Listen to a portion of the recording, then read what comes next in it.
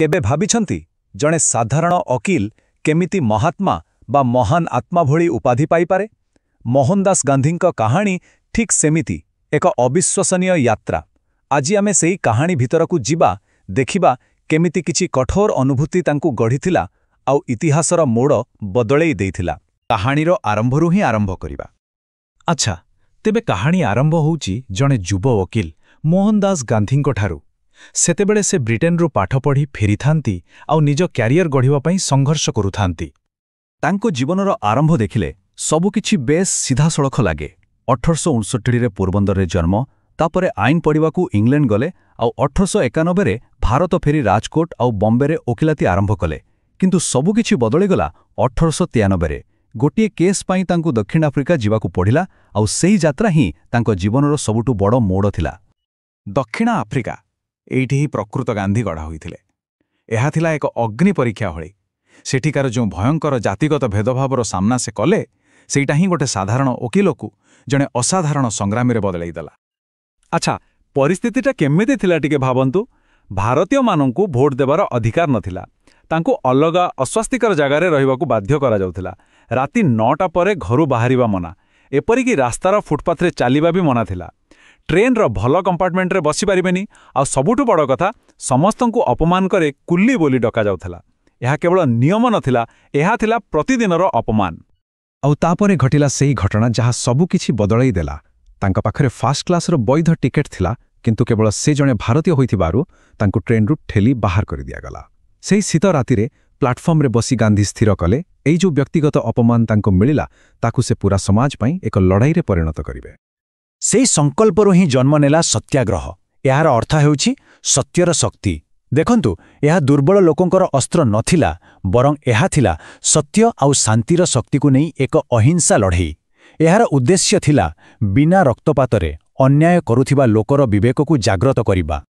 କିନ୍ତୁ ଖାଲି ଭାବିଲେ ତ ହବନି, କାମ କରିବାକୁ ପଡ଼ିବ। ଗାନ୍ଧୀଙ୍କ ପ୍ଲାନ୍ଟା ବହୁତ ସ୍ପଷ୍ଟ ଥିଲା। ଷ୍ଟେପ୍ 1, ସମସ୍ତଙ୍କୁ ଏକାଠି କରିବା। ସେଥିପାଇଁ ସେ 1894ରେ ନାଟାଲ ଇଣ୍ଡିଆନ କଂଗ୍ରେସ ତିଆରି କଲେ। ଷ୍ଟେପ୍ 2, ଲୋକଙ୍କୁ ସଚେତନ କରିବା। ଏଥିପାଇଁ ଇଣ୍ଡିଆନ ଓପିନିୟନ ନାମକ ଖବରକାଗଜ ଆରମ୍ଭ କଲେ। ଆଉ ଷ୍ଟେପ୍ 3, ସିଧାସଳଖ କାର୍ଯ୍ୟାନୁଷ୍ଠାନ। 1906ରେ ସେ ପ୍ରଥମ ଥର ପାଇଁ ସତ୍ୟାଗ୍ରହର ପ୍ରୟୋଗ କଲେ, ଗୋଟେ ଅପମାନଜନକ ଆଇନ ବିରୁଦ୍ଧରେ। ଏଥିପାଇଁ ତାଙ୍କୁ ଜେଲ୍ ବି ଯିବାକୁ ପଡ଼ିଥିଲା। ଦକ୍ଷିଣ ଆଫ୍ରିକାରେ ସଫଳତା ପରେ 1915ରେ ଗାନ୍ଧୀ ଭାରତ ଫେରିଲେ। ହେଲେ ଏଥର ସେ କେବଳ ମୋହନଦାସ ଗାନ୍ଧୀ ନଥିଲେ। ରବୀନ୍ଦ୍ରନାଥ ଠାକୁର ତାଙ୍କୁ ମହାତ୍ମା ନାଁ ଦେଇସାରିଥିଲେ।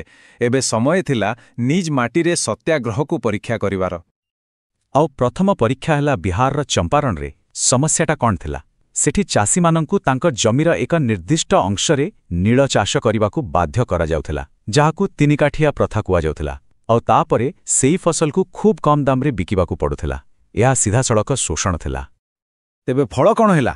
ଗାନ୍ଧୀ ସେଠାରେ ପହଞ୍ଚିଲେ, ଲୋକଙ୍କୁ ଏକାଠି କଲେ ଆଉ ଶାନ୍ତିପୂର୍ଣ୍ଣ ଆଇନମାନ୍ୟ ଆନ୍ଦୋଳନ ଆରମ୍ଭ କଲେ। ଫଳାଫଳ ଆଶ୍ଚର୍ଯ୍ୟଜନକ ଥିଲା। ଶେଷରେ ବ୍ରିଟିଶ ମାଲିକମାନଙ୍କୁ ମୁଣ୍ଡ ନୁଆଇବାକୁ ପଡ଼ିଲା ଆଉ ସେହି ଶୋଷଣକାରୀ ତିନିକାଠିଆ ପ୍ରଥାକୁ ସବୁଦିନ ପାଇଁ ବନ୍ଦ କରିଦିଆଗଲା। ଏତିକିରେ କଥା ସରିନଥିଲା। ଏହା କେବଳ ଏକ ନୈତିକ ବିଜୟ ନଥିଲା।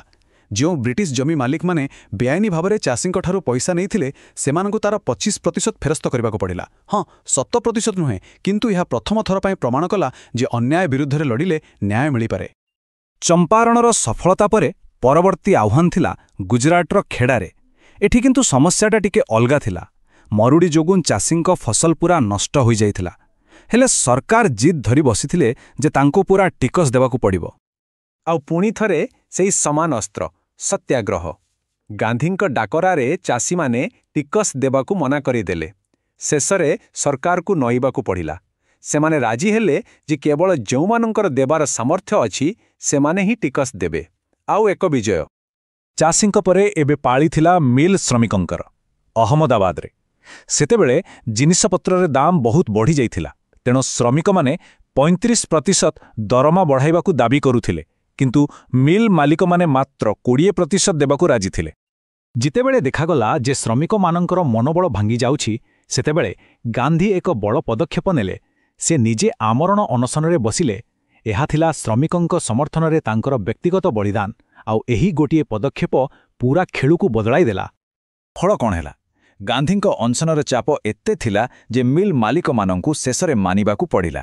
ଶ୍ରମିକମାନେ ଯାହା ଚାହୁଁଥିଲେ ତାହା ପାଇଲେ। ପୂରା 35% ଦରମା ବୃଦ୍ଧି ଏହା ସ୍ପଷ୍ଟ କରିଦେଲା ଯେ ସତ୍ୟାଗ୍ରହର ଶକ୍ତି କେବଳ ସରକାରଙ୍କ ବିରୁଦ୍ଧରେ ନୁହେଁ, ସମସ୍ତଙ୍କ ବିରୁଦ୍ଧରେ କାମ କରିପାରିବ। ତେବେ ଚମ୍ପାରଣ, ଖେଡ଼ା, ଅହମ୍ମଦାବାଦ ଗୋଟିଏ ପରେ ଗୋଟିଏ ସଫଳତା। ଏବେ ସାରା ଦେଶ ଜାଣିସାରିଥିଲା ଯେ ଗାନ୍ଧୀଙ୍କ ପାଖରେ ଏକ ନୂଆ ଏବଂ ଶକ୍ତିଶାଳୀ ଅସ୍ତ୍ର ଅଛି। ଛୋଟ ଛୋଟ ଲଢ଼େଇ ଜିତିବା ପରେ ଏବେ ସମୟ ଥିଲା ପୂରା ଦେଶ ପାଇଁ ଲଢ଼ିବାର। ଆଉ ଠିକ୍ ସେତିକିବେଳେ ଆସିଲା 1919ର ରାଉଲାଟ ଆଇନ। ଏହା ଏକ ଭୟଙ୍କର ଆଇନ ଥିଲା। ସରକାର ଚାହିଁଲେ ଯେକୌଣସି ଭାରତୀୟଙ୍କୁ ବିନା କୌଣସି କାରଣରେ, ବିନା କୌଣସି ବିଚାରରେ ଜେଲରେ ପୁରାଇ ଦେଇପାରିବେ। ଏହା ଥିଲା ଲୋକଙ୍କ ସ୍ୱାଧୀନତା ଉପରେ ସିଧା ଆକ୍ରମଣ, ଆଉ ଏହା ହିଁ ପୂରା ଦେଶରେ ନିଆଁ ଲଗାଇଦେଲା।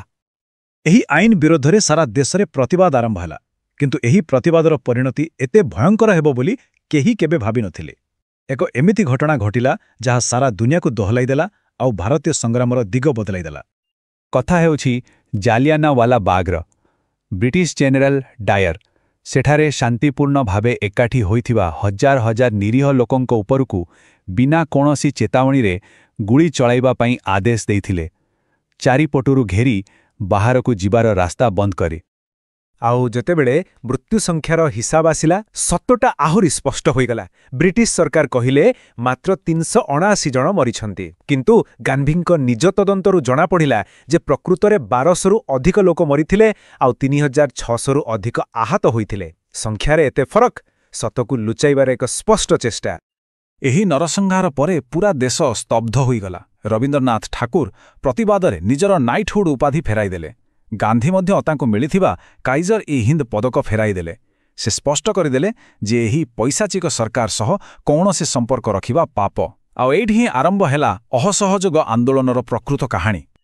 ତେବେ ଏସବୁ କାହାଣୀ ପରେ ଶେଷରେ ଗୋଟିଏ ପ୍ରଶ୍ନ ମନକୁ ଆସେ। ଗାନ୍ଧୀଙ୍କ ସେହି ଅସ୍ତ୍ର, ସତ୍ୟର ଶକ୍ତି ବା ସତ୍ୟାଗ୍ରହ, ଆଜିର ଦୁନିଆରେ କ'ଣ ସତରେ କାମ କରିପାରିବ? ଆଜିର ଅନ୍ୟାୟ ବିରୁଦ୍ଧରେ କ'ଣ ଏହି ପୁରୁଣା ପଦ୍ଧତି ଏବେ ବି ପ୍ରାସଙ୍ଗିକ? ଏ ପ୍ରଶ୍ନର ଉତ୍ତର ବୋଧହୁଏ ଆମ ସମସ୍ତଙ୍କୁ ମିଶି ଖୋଜିବାକୁ ପଡ଼ିବ।